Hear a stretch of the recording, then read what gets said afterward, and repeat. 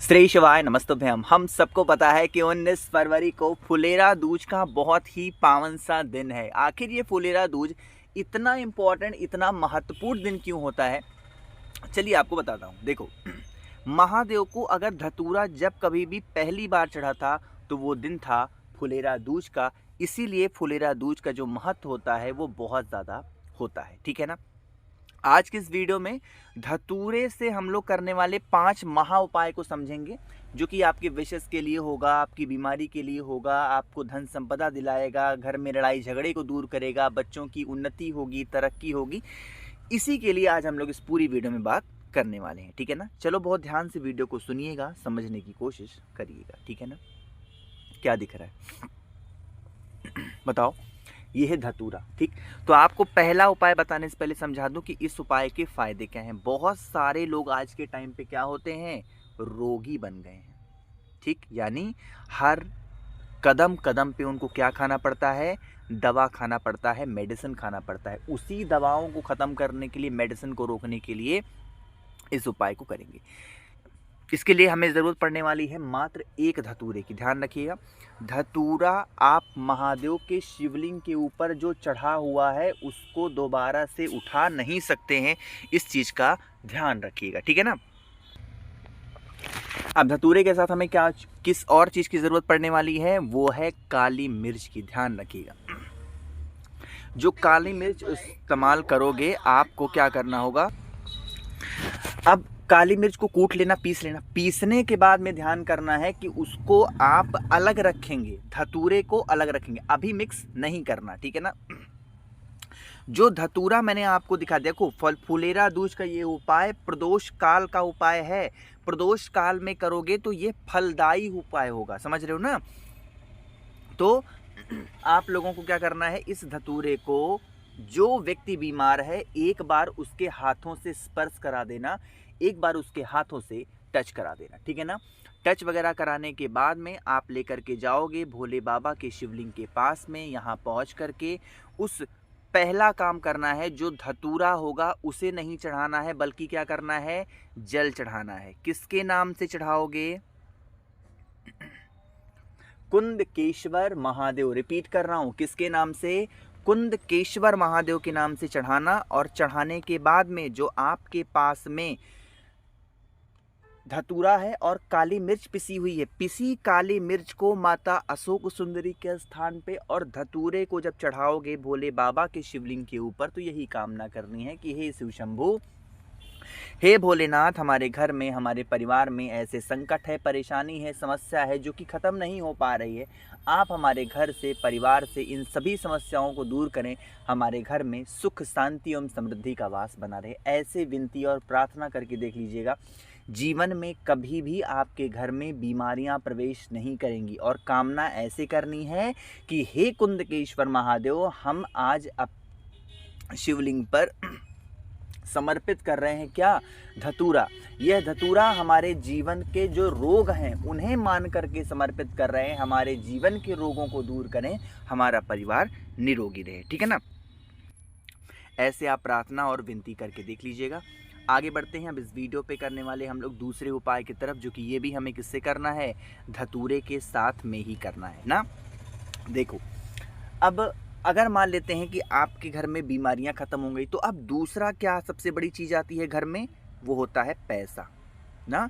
कि भैया हमारे घर में तो पैसा ही नहीं है, पैसा टिकता ही नहीं है, माँ लक्ष्मी का आगमन घर में नहीं है, अब हम क्या करें, बड़े चिंतित हैं, बड़े परेशान हैं। तो क्या करना है, आपको इस प्रकार से धतूरा लेना है। धतूरे को लेने के बाद में आप लोगों को शहद लेना है। फिर से बोल रहा हूँ, क्या करना है, धतूरा लेना है और फिर आपको शहद लेना है। धतूरे पर शहद को अभी नहीं लगाना है, पहले धतूरे को लेकर के आप अपने घर में, प्रॉब्लम पैसे की कहाँ है, घर में है। अगर दुकान नहीं चल रही है, धतूरे को लेके कहाँ पे घूमोगे, दुकान में लेकर के घूमेंगे। और फिर घूमने के बाद में आपको शहद चाहिए। अब आपको क्या करना है, इस शहद को धतूरे के ऊपर लगाना होगा। अब इतनी ज़्यादा मात्रा में मत लगाना कि पूरा शहद नीचे गिरने लगे, ठीक है ना। शहद को थोड़ा सा धतूरे के ऊपर लगाइएगा, बहुत ज़्यादा लगाने की ज़रूरत नहीं है, ठीक है ना। लगा लिया।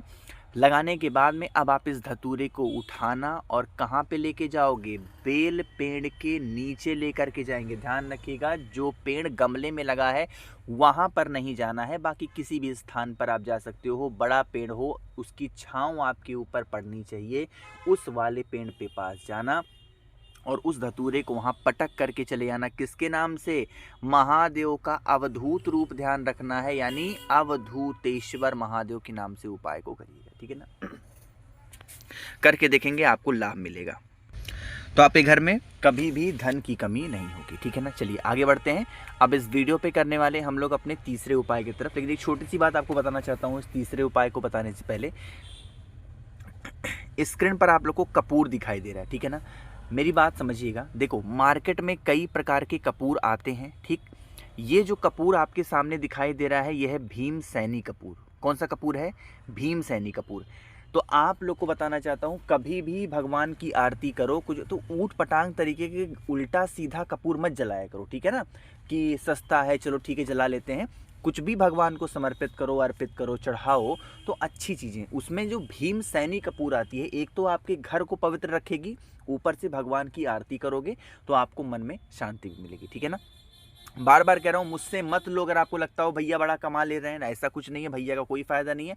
फ्लिपकार्ट पे ऑफर है, भीम सैनी कपूर आप चाहो तो ले सकते हो, मैंने लिंक दे रखा है, ठीक है ना। चलिए अब यहाँ पर आगे बढ़ते हैं। इस वीडियो पे करने वाले हम लोग अपने तीसरे उपाय की तरफ, जो कि हमें करना है भाई किससे? सिर्फ और सिर्फ दोबारा से धतूरे के साथ में ही करना है। कैसे करने हैं, कहाँ पे करने हैं बताऊंगा, लेकिन जल्दी से करिए वीडियो को लाइक। जिसने अभी तक चैनल को सब्सक्राइब नहीं किया और मेरी आवाज़ आप पहली बार सुन रहे हैं, चैनल को ज़रूर सब्सक्राइब करेंगे। देखो स्क्रीन पर आप लोग को दिखाई दे रहा होगा धतूरा, दिख रहा है ना कि नहीं? बताओ। तो आपको क्या ज़रूरत पड़ेगी? एक धतूरे की ज़रूरत पड़ने वाली है। धतूरे के साथ आपको ज़रूरत पड़ने वाली है घी की। किसकी? घी की। फ़ायदे तो समझ लो इसके कि फ़ायदे क्या हैं। अगर आपके घर में क्लेश होता है, अगर आपके घर में लड़ाई झगड़े होते हैं, ठीक है ना, और कोई भी ऐसा इंसान घर का है जिसको हर छोटी बात को लेके गुस्सा आता है, क्रोध आता है, तो आप इस उपाय को करेंगे, ठीक है ना। इसके लिए आप सभी को ज़रूरत पड़ने वाली है किसकी? धतूरे की और घी की।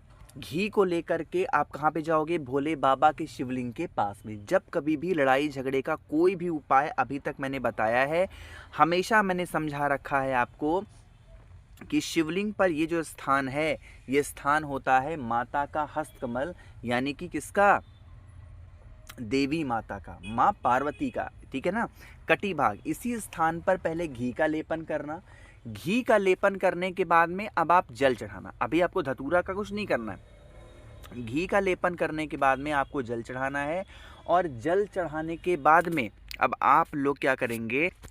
उस जल को रोकोगे, ठीक है ना। जैसे जल चढ़ाओगे, जल बहता बहता बहता जलाधारी से नीचे गिरेगा। जल को यहाँ से रोक लेना। जल को रोकने के बाद में अब जो आपके पास में धतूरा है, उसे भोले बाबा के शिवलिंग के ऊपर क्या कामना करके चढ़ाओगे?